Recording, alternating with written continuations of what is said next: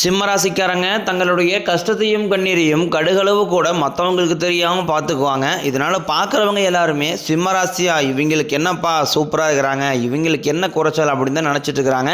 ஆனால் சாப்பாட்டு கூட கஷ்டப்படுறது உங்களுக்கு மட்டும்தான் தெரியும். நல்லது கெட்டதை முழுசாக தெரிஞ்சவங்க, சூரியனை ராசி அதிபதியாக கொண்டவங்க, எல்லா இடங்களையும் நேர்மையும் உண்மையும் மட்டுமே நம்பக்கூடியவங்க. உங்களுக்கு சொந்தமோ பந்தமோ அது தப்புனா அது தப்பு தான், வெட்டு ஒன்று துண்டு ரெண்டுன்னு பேசக்கூடியவங்க. உங்களை ஒருத்தர் பஞ்சாயத்து கூட்டு போகிறார் அப்படின்னா நீங்கள் கூட்டு போகிற ஒரு பக்கம் சப்போர்ட் பண்ண மாட்டீங்க. எந்த தரப்பில் நியாயம் இருக்குதோ அங்கே தான் நீங்கள் சப்போர்ட் பண்ணுவீங்க. உண்மை நியாயத்திற்கு மட்டுமே என்றைக்குமே கை கொடுப்பீங்க. உண்மைக்கு புறம்பாக எந்த ஒரு விஷயத்தையுமே செய்ய மாட்டீங்க. இதனால தான் சிம்மராசிக்காரங்களுக்கு நிறைய கஷ்டங்களும் துன்பங்களும் பெரும்பாலும் ஏற்பட்டுக்கிட்டு இருக்கு. புதுமையான சிந்தனைக்கு சொந்தக்காரங்க, பூ போல மனசு, கோபத்தை மறைச்சிட்டு சிரிப்பை மட்டும் காட்டக்கூடியவங்க, எடுத்த காரியத்தை எப்படியாவது முடிச்சிடணும் அப்படிங்கிறதுக்காக கஷ்டப்பட்டு போராடக்கூடியவங்க. கஷ்ட காலத்தில் திரும்பி பார்க்க கூட ஆள் கிடையாது. ஏதோ தட்டு மாதிரி எந்திரிச்சு நிற்கிறப்போ உங்களை குறை சொல்கிறதுக்குன்னே நிறைய பேர் தேடி வருவாங்க. உங்கள் சொந்தக்காரங்க நண்பர்களுக்கு ஒரு தேவை இருக்குதுன்னா மட்டும்தான் உங்ககிட்ட வருவாங்க. அந்த தேவையை முடிஞ்ச உடனே உங்களை தூக்கி போட்டுருவாங்க. மறுபடியும் அவங்க உங்ககிட்ட உதவின்னு கேட்பாங்க. அவங்க உங்களுக்கு முன்னாடி பண்ண துரோகத்தை எல்லாமே மறந்துட்டு மீண்டும் அவங்களுக்காக உதவி செஞ்சு ஏமாறக்கூடியவங்க தான் சிம்மராசிக்காரங்க. சிம்மராசிக்காரங்க கடந்த காலகட்டங்களில் தங்களுடைய வாழ்க்கையில் நீங்கள் நல்லது நடக்க போகுதுன்னு நினச்சிட்டு இருந்திருப்பீங்க. ஆனால் உங்களுக்கு அந்த டைமில் இந்த கண்டகசனி மூலமாக நிறைய கஷ்ட துன்பங்கள் அதிகமாகவே அனுபவிச்சிருப்பீங்க தான். அதில் குறிப்பாக பார்த்தீங்கன்னா இந்த மகன் நட்சத்திரக்காரங்க ரொம்பவே கஷ்டப்பட்டிருப்பாங்க. ஏன்னா இவர்களுக்கு தான் அதனுடைய தாக்கம் அப்படிங்கிறது சற்று அதிகமாகவே இருந்திருக்கும். சிம்மராசிக்காரங்க சொந்த பந்தத்தை இழந்தாங்க, சொத்துக்களை இழந்தாங்க, தனக்கு நெருக்கமாக இருக்கக்கூடிய உறவுகளையுமே இழந்தாங்க. கடைசியாக நான் மட்டும்தான் எல்லாத்தையுமே இழந்துட்டு நிற்கிறதா இருக்குது, எனக்கு உயிர் வாழவே பிடிக்கலன்னு சொல்லிட்டு இருக்காங்க.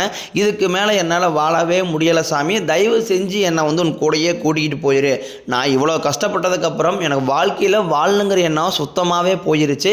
உங்கள் மனசில் கவலையும் துன்பம் தான் அதிகமாகவே இருக்குது. நீங்கள் செய்யக்கூடிய ஒவ்வொரு விஷயத்தையுமே தடுப்பதற்கும் உங்களை அவமானப்படுத்துவதற்கும் நிறைய நபர்கள் முயற்சி பண்ணிக்கிட்டு இருக்காங்க. இது எல்லாமே தெரிஞ்சுமே கூட நீங்கள் என்னமோ பண்ணுங்க எனக்கு என்ன வந்துச்சு அப்படின்னு தன் வேலையில் மட்டும் என்றைக்குமே குறிக்கோளாக இருக்கிறவங்க தான் சிம்மராசிக்காரங்க.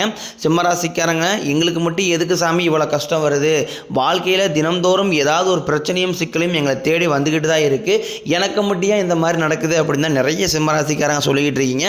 சிம்மராசிக்காரங்களுக்கு பிரச்சனைங்கிறது வரும், அது கொஞ்ச நாள் இருக்கும், அதுக்கப்புறம் அந்த பிரச்சனை போயிடும். இந்த மாதிரி பிரச்சனை வரும் போகும் அப்படிங்கிற நிலைமையில தான் நிறைய நபர்கள் இருக்கீங்க. நீங்கள் என்ன தான் பிரச்சனையை தவிர்த்தாலும் ஏதாவது ஒரு சூழ்நிலையில் உங்களை தேடி பிரச்சனை வந்துக்கிட்டு தான் இருக்குது. இனி வரக்கூடிய நாட்களில் உங்களுக்கு இன்பத்தையும் மகிழ்ச்சியும் தரக்கூடிய ஒரு காலகட்டமாகவே அமைஞ்சிருக்குது. அதாவது சனி பயிற்சி மூலமாக உங்களுக்கு அஷ்டம சனி நடந்துகிட்டு இருக்கு. அப்படி நடந்தாலுமே கூட இதனுடைய தாக்கம் அப்படிங்கிறது எல்லாருக்குமே கிடையாது. ஒரு சில ஜாதகக்காரர்களுக்கும் ஒரு சில நட்சத்திரக்காரர்களுக்கு மட்டும்தான் இதனுடைய தாக்கம் அப்படிங்கிறது முழுமையாக இருக்கும். எல்லா சிம்மராசிக்காரர்களுமே இந்த அஷ்டம சனி நினச்சி பயப்பட தேவையில்லை. அப்படி உங்களுக்கு அஷ்டம சனியே நடந்துகிட்டு இருந்தாலுமே கூட இந்த சனியோடைய வக்கர பயிற்சி மூலமாக இத்தனை நாட்களாக உங்கள் வாழ்க்கை அப்படிங்கிறது மைனஸாக இருந்திருக்கும். இனி இந்த வக்கர பயிற்சி மூலமாக முழுவதுமாக ப்ளஸ்ஸாக மாறப்போகுது. அதுவும் பார்த்தீங்கன்னா இன்னொரு 5-6 மாதங்களுக்கு நல்ல ஒரு ராஜயோகத்தை தரக்கூடிய ஒரு காலகட்டமாகவே இந்த சனியுடைய வக்கர பயிற்சி அப்படிங்கிறது சிம்மராசிக்காரங்களுக்கு நல்ல ஒரு பலன்களை தரக்கூடிய ஒரு கிரகமாகவே பார்க்கப்படுது.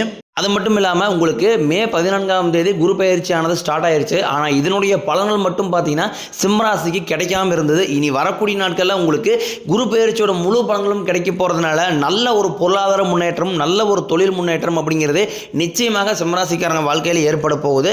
கடந்த காலகட்டங்களில் நல்ல ஒரு வேலைங்கிறது கிடைச்சிருக்காது. ஏதோ ஒரு கிடைக்கிற வேலைக்கு போயிட்டு இருந்திருப்பீங்க, ஒரு 10,000 சம்பளத்துக்கோ 5,000 சம்பளத்துக்கோ போயிட்டு இருந்திருப்பீங்க. இனி வரக்கூடிய இந்த குரு பயிற்சியோட மூலமாக உங்களுக்கு நீங்கள் ஒரு அரசாங்க வேலைக்கு ட்ரை பண்ணாலும் சரி, இல்லை ஒரு ஐடி ஜாப்போ பிரைவேட் ஜாப்போ பேங்க் சைடோ நீங்கள் எங்கே வேலைக்கு ட்ரை பண்ணாலும் அந்த ஜாப் அப்படிங்கிறது உங்களுக்கு நிச்சயமாக கிடைக்க போகுது.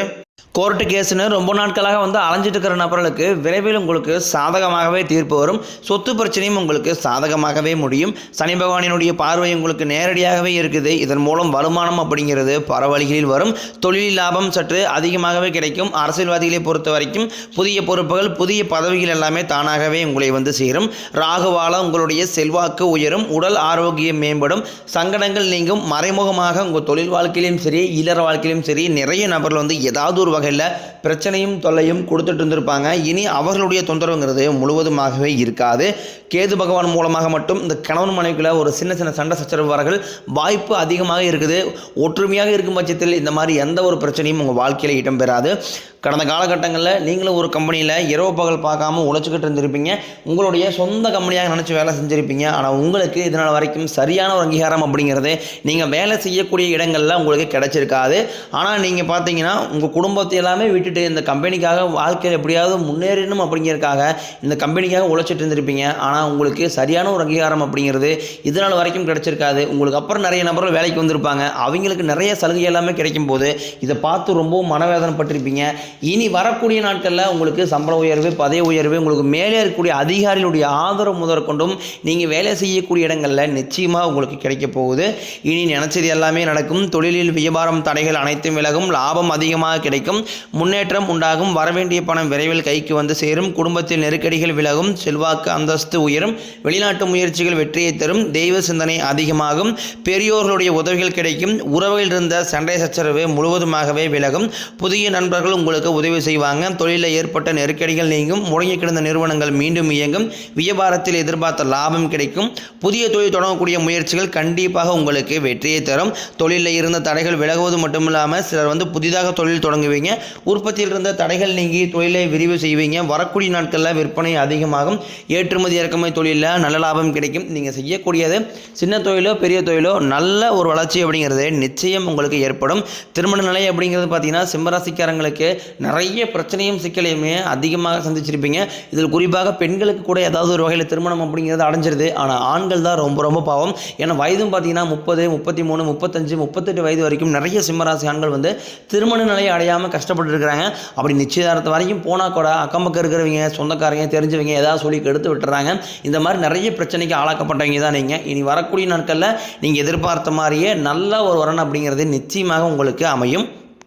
வாழ்க்கை துணையை இழந்த சிம்மராசி ஆண்களோ பெண்களோ அடுத்து இரண்டாவது திருமணம், அதாவது மறுமணம் பண்ணலாமா வேண்டாமா அப்படிங்கிற ஒரு மிகப்பெரிய குழப்பத்தில் இருப்பீங்க.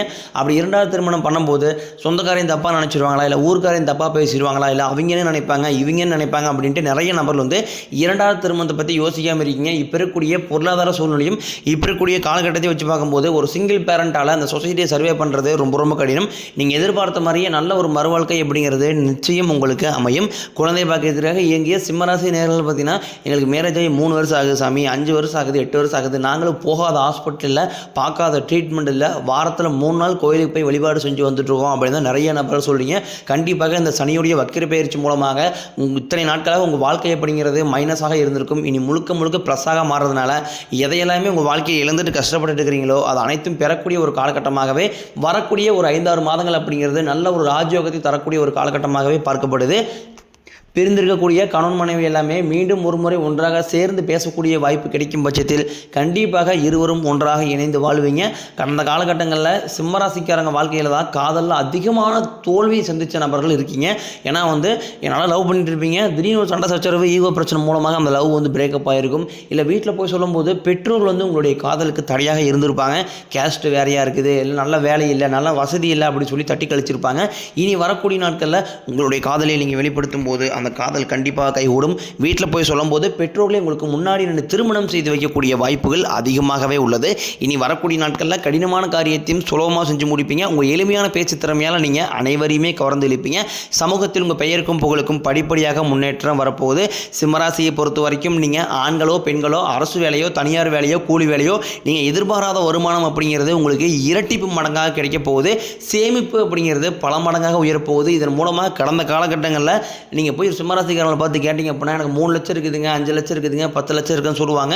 கடன் இல்லாத சிம்மராசிக்காரங்களை நீங்கள் பார்க்கறது ரொம்ப ரொம்ப அரிது.